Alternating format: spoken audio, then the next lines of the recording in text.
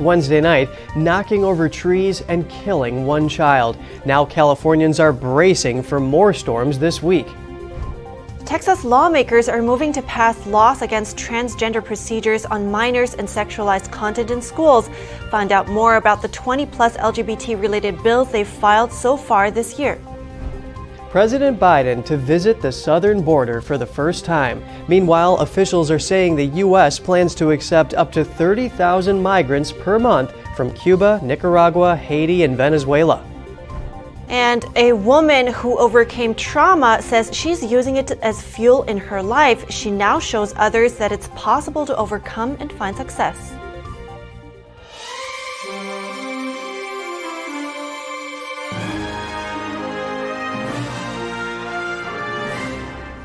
Good morning. Welcome to NTD. I'm Kevin Hogan. Good morning, and I'm Evelyn Lee. It's Thursday today, January 5th, and at this point in time, the U.S. House of Representatives is still at a stalemate.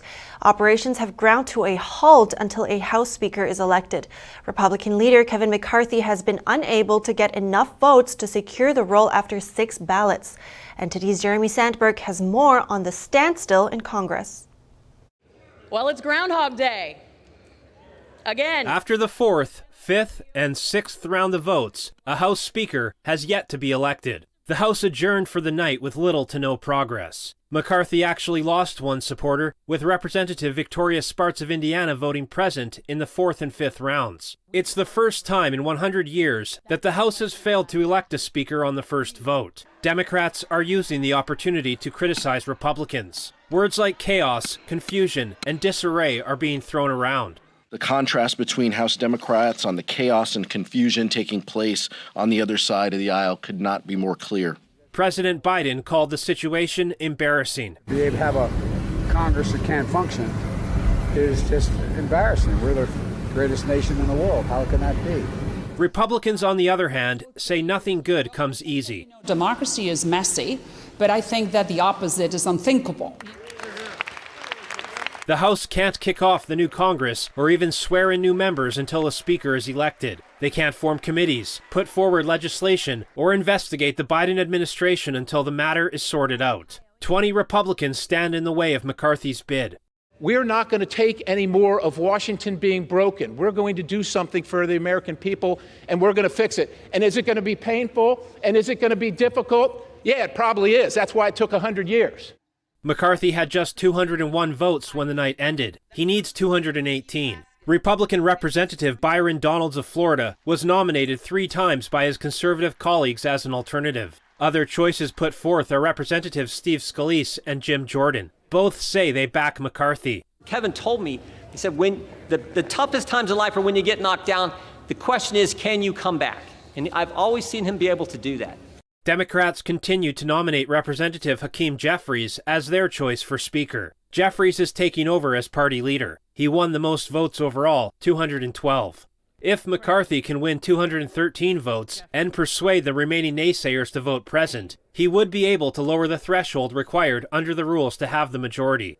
It's a strategy former House Speakers used, including outgoing Democratic Speaker Nancy Pelosi, when she confronted opposition to win the gavel with fewer than 218 votes. Former President Trump on Wednesday urged Republicans to unite and back McCarthy. He wrote on Truth Social, "Do not turn a great triumph into a giant and embarrassing defeat." Voting will resume Thursday. Jeremy Sandberg, NTD News.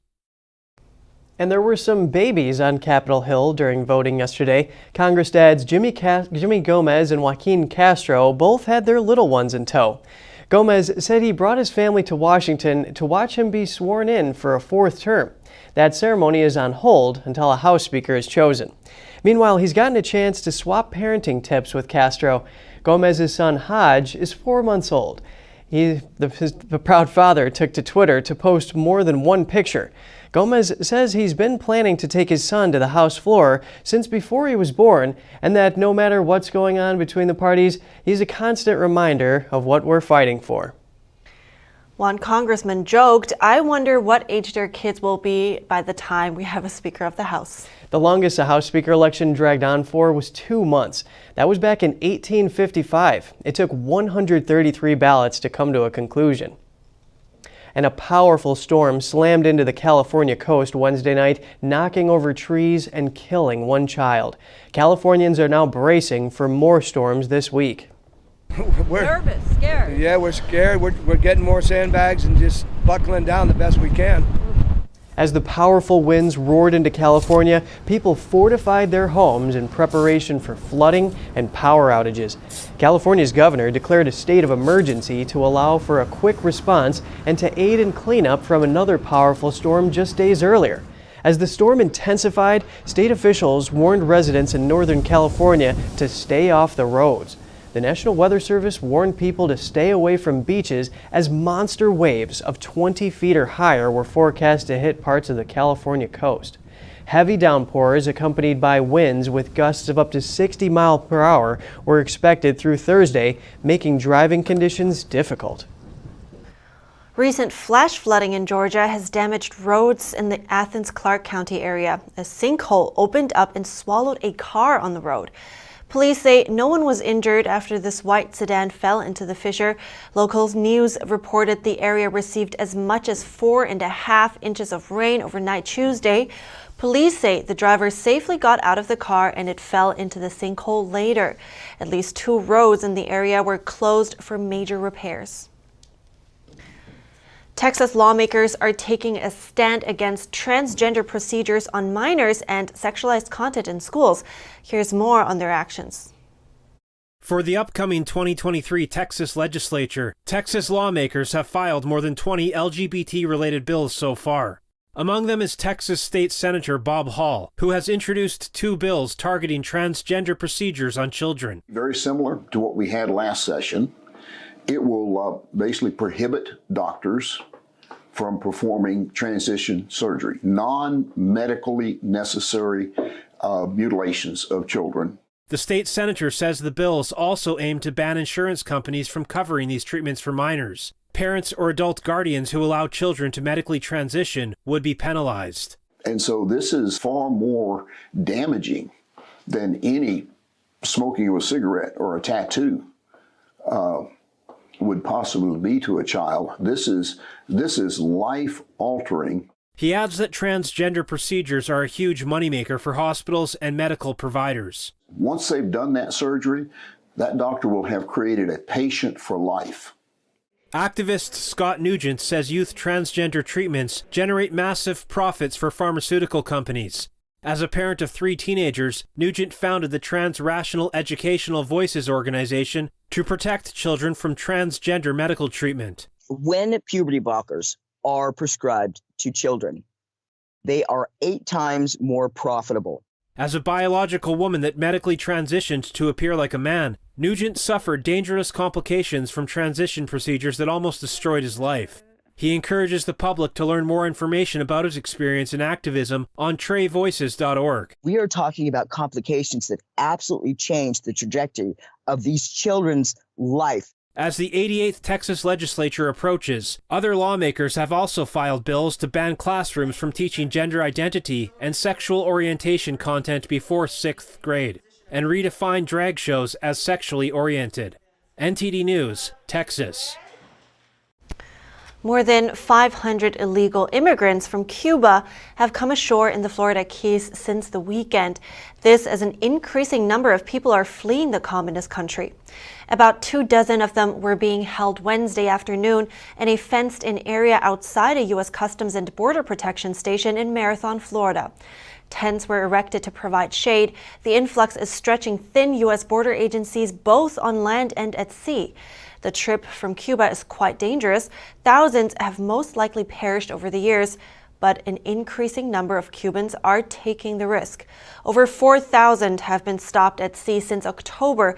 The Coast Guard tries to stop Cuban migrants at sea and return them to the island, but many make it to the shore. The U.S. Embassy in Cuba fully resumed visa and consular services Wednesday. The embassy abruptly suspended these services in 2017 after several of its staff were stricken with a still largely unexplained ailment dubbed Havana syndrome. The embassy confirmed this week it would begin processing immigrant visas. Permits to reunite Cubans with family in the U.S. will be prioritized. The resuming of services comes amid the greatest flight of immigrants from Cuba in decades. Some are pressuring the Biden administration to open more legal pathways to Cubans. At least 20,000 visas a year could be given out. Cubans are now the second largest nationality after Mexicans appearing on the border. The FBI called the so-called Havana Syndrome a top priority in 2021. About 200 U.S. diplomats, officials, and their family members overseas have suffered from its effects. A government-commissioned report says the illness is most likely the result of direct microwave radiation. President Biden said Wednesday he plans to give a border security speech Thursday and to visit the U.S.-Mexico border next week.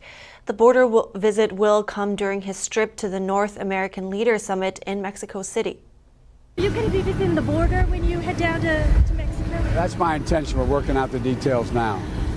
It will be his first border visit since Biden came into office. Biden did not reply when asked which city he planned to visit, although the news website Axios reported he would visit El Paso, Texas.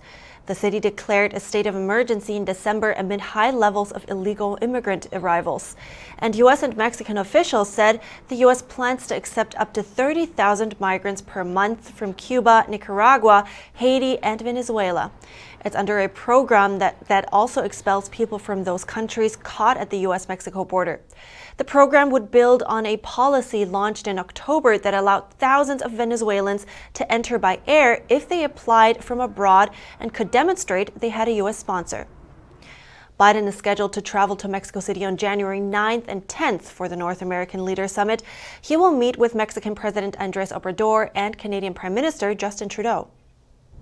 Still to come, in Beijing, makeshift crematories are now being built as funeral homes and crematoriums in China are working round the clock to meet a surge in demand. And Amazon and the business software maker Salesforce are making huge staffing cuts with 18,000 to see pink slips from Amazon alone.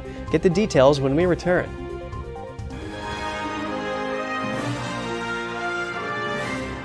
It's just clear as day. The media, whether it's broadcast, cable, or print media, has become extremely biased.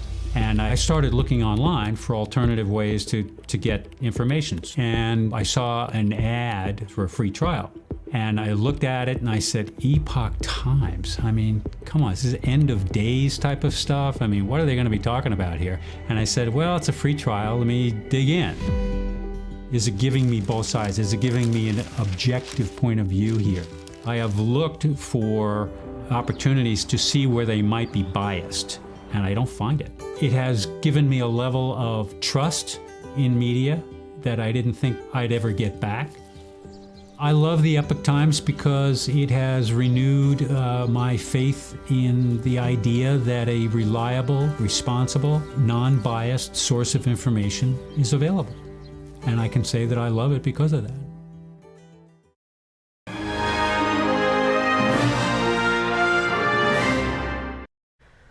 Welcome back. Beijing scrambling to launch a new campaign for funeral services, building makeshift crematories.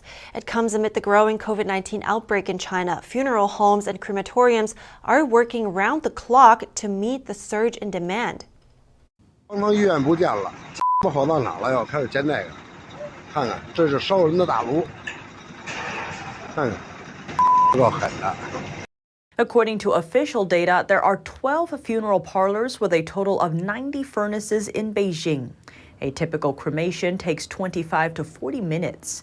If all 90 furnaces operate around the clock across the city, over 3,000 cremations could be done daily.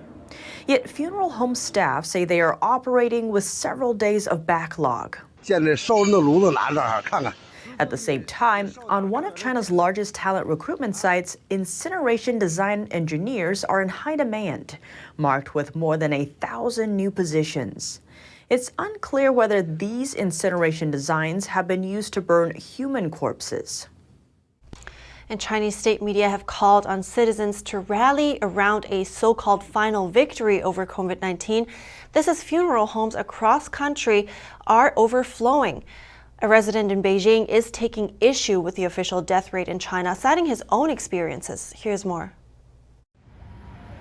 A growing line of mourners could be seen outside a Beijing morgue on Wednesday as China battles its COVID surge. It's not the picture some there would like the world to see. No filming, said this security staff. China's health authorities officially reported just 5 deaths on Tuesday, but some believe the toll to be much higher, including Zhang, a Beijing resident. Some people told me the government relieved the number that was the single-digit number of the deaths. That is totally ridiculous and not credible. As far as I know, my close relatives, among them, there are 4 died already. That is from one family. So I hope the government will honestly and credibly tell its people and people in the world what really happened here.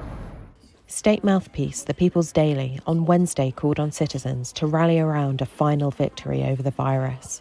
Fearful of new variants emerging, countries are slapping tougher controls on inbound Chinese travellers, which Beijing criticises as unreasonable and lacking scientific basis. But despite restrictions, state media reports interest in outbound travel is cranking up. At least 5 million Chinese are expected to arrive in Thailand this year, a third of its pre-pandemic annual total, while bookings for international flights from China have risen yearly by 145%. Though passenger travel is still a fraction of pre-COVID levels, the Chinese government says it will increase flights and make it easier for residents to travel abroad. Anti-government protests resumed on Wednesday across Peru after a brief pause during the past weeks. Authorities reported blockades of roads in 36 provinces, some of which ended in confrontations between police and demonstrators. Police dispersed one of these demonstrations in Arequipa after protesters blocked the street with fences taken from the local airport. In Lima, demonstrators tried to reach the Congress to demand that representatives step down. President Dina Boluarte said her transition government has already started a dialogue with all parties involved. Boluarte took over for Pedro Castillo of the Marxist Free Peru Party.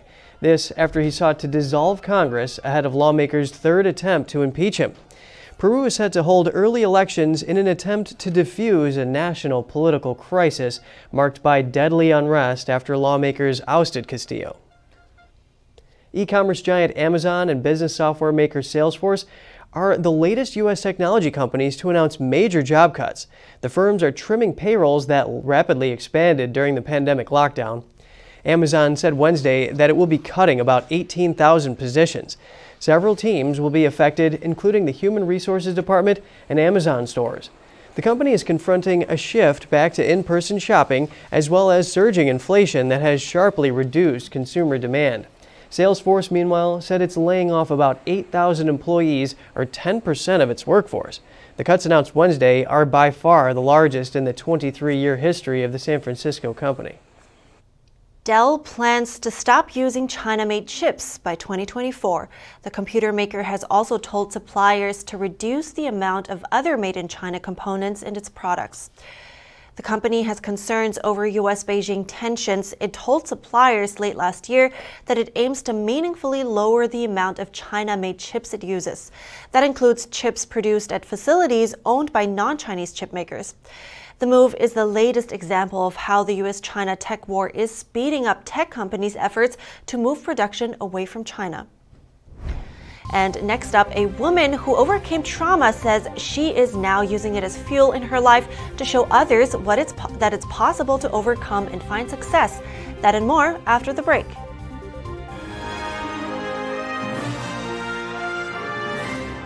This is Stephen K. Bannon. I urge you to protect your savings from inflation by diversifying into a physical gold IRA from Birch Gold Group. Simply text the word NTD to 989898 and you'll get a free info kit on gold IRAs explaining everything.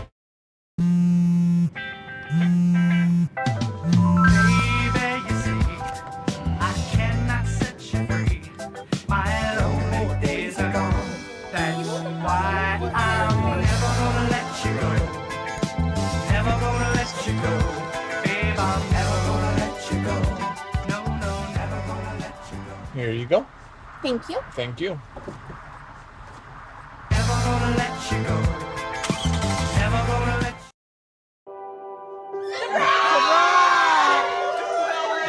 I see the future is really bright for me. The high school diploma is just added to the confidence, and now I feel unstoppable.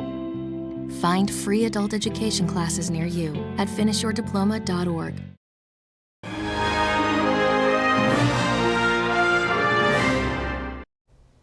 Next, we have the story of a young woman who is now a successful business owner.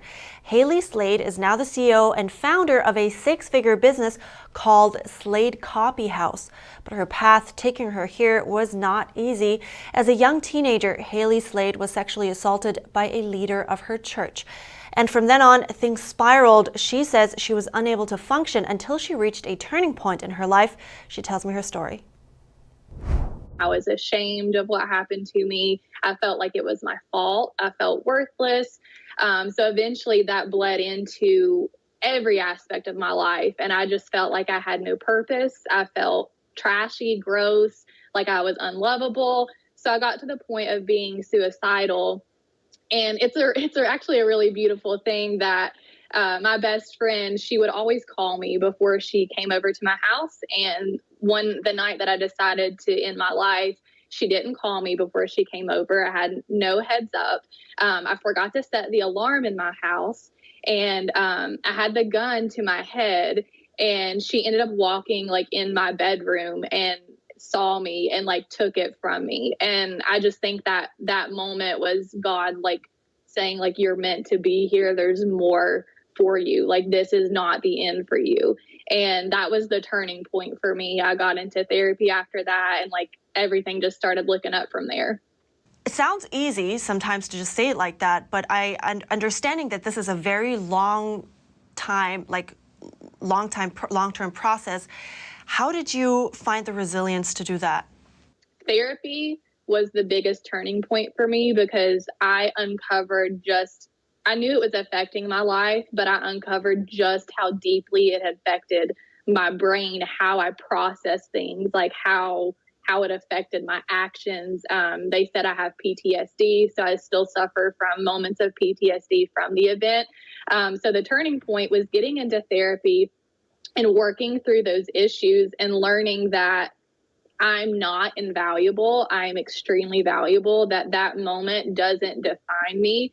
And I thought that I was rising above and not letting it define me by staying silent because I was afraid of the stigma. I was afraid of what people would think. And then if people didn't know that about me, I could forget it and that it didn't happen.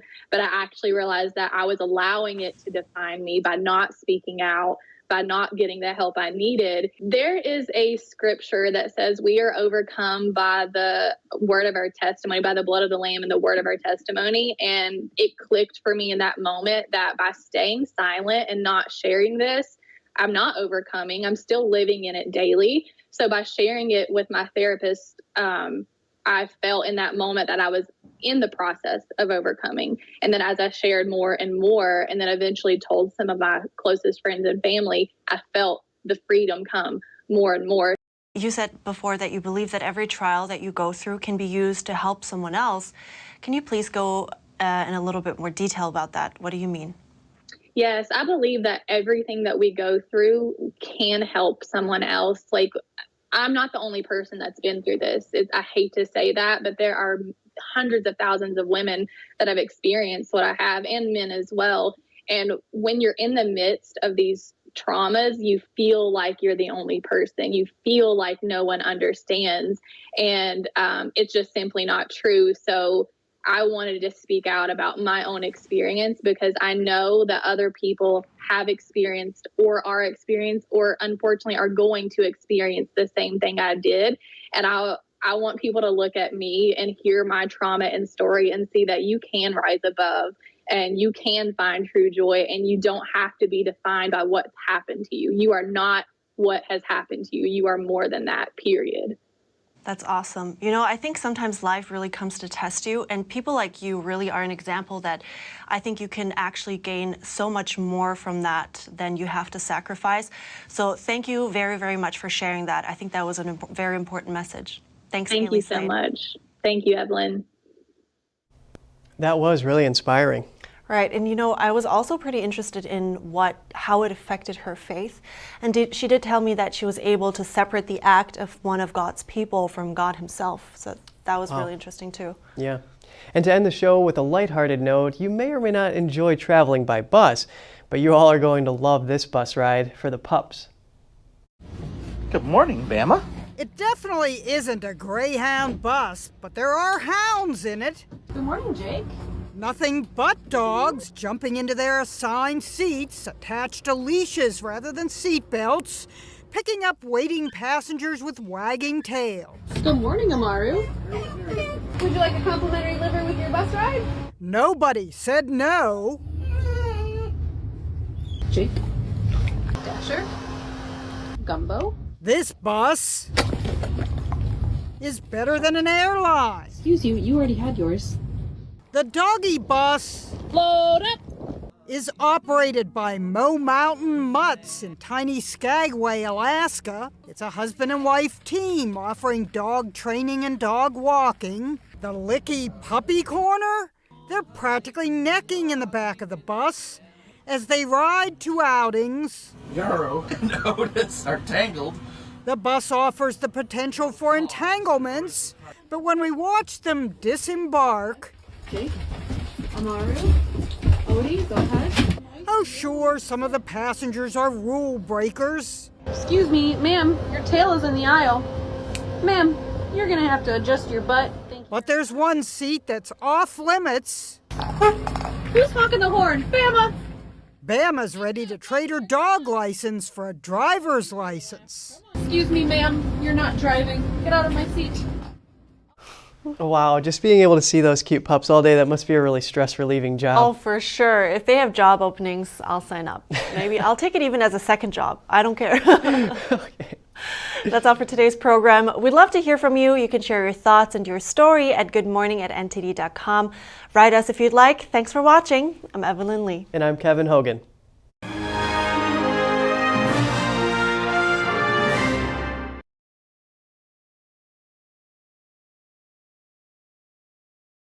Thanks for watching us on YouTube. Did you know YouTube only keeps selective videos on its platform? So if you want to make sure you get the full picture, just subscribe to our newsletter. Go to newsletter.ntd.com and sign up. It's free.